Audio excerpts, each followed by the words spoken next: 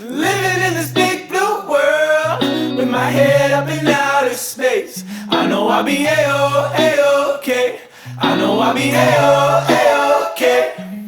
When I see trouble come by. Hello everybody. Thank you so much for tuning in today. As a soon-to-be graduate from Lower Merion Schools, I stand here today not only as a student, but as somebody who has lived through both our district's strengths and shortcomings.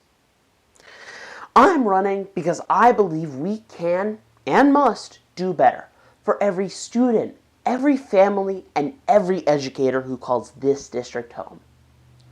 About 3 years ago, my academic performance began to decline, which concerned my parents greatly.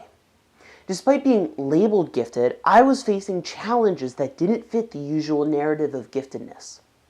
My parents went to the district and raised the possibility of ADHD, which then kicked off what became a nearly 2-year-long effort to get me properly treated. The district hesitated, misdiagnosed me, and essentially tried to run out the clock. By the time my needed services were put into place, I lost nearly 2 years of valuable educational time. Sadly, my story is not unique. So many families with students with neurodiversity, especially those who are twice exceptional like I am, are left to navigate a system that doesn't recognize or support them. And I am running in part to sound this alarm. That broken culture where bureaucracy trumps urgency is something I am desperately trying to fix.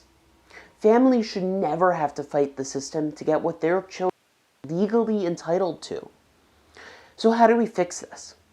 We need structural change, a 45-day deadline for evaluations, a rapid response team to prevent bottlenecks, actual meaningful parent engagement in the IEP process rather than being presented with options to either rubber stamp or fight.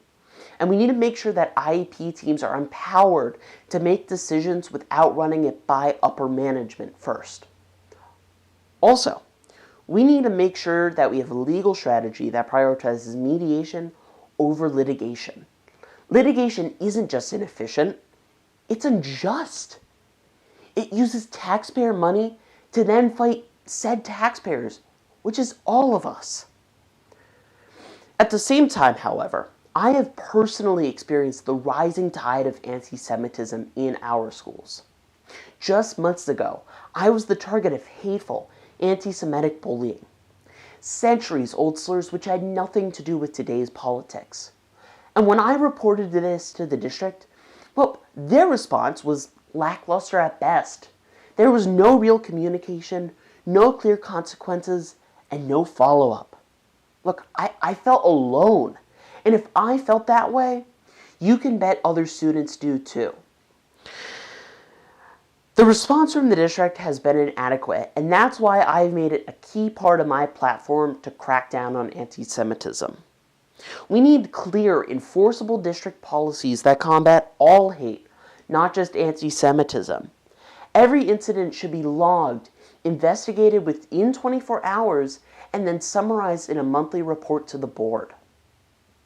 We also need to make sure that faculty and staff have mandatory ongoing training developed in partnership with groups like the ADL and the AJC, and we should continue adopting a definition of anti-Semitism that includes but not excludes the subtler, more insidious forms of anti-Semitism that are increasingly common today. Look, I've seen the classroom from the inside, and I know what it's like when policies on paper fail students in practice. My age isn't a limitation. If anything, it's an asset. I bring energy, urgency, and insight, all of which are desperately needed on this board. Balancing the needs of students, educators, families, and taxpayers requires trust, transparency, and proactive communication. Instead of fighting amongst each other, we should bring back community traditions like Halloween parades. And we should try to adopt a system that really puts our students first, rather than outdated administrative convenience. Look, let's make this district a national model, not just for achievement, but for accountability, inclusion, and compassion. Together, we can build a district that we all know it can be.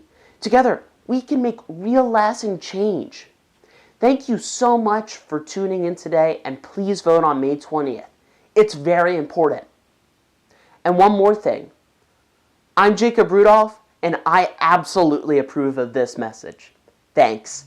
So sweet. Living in this big blue world with my head up in outer space. I know I'll be A-OK. I know I'll be A-OK. When I see trouble come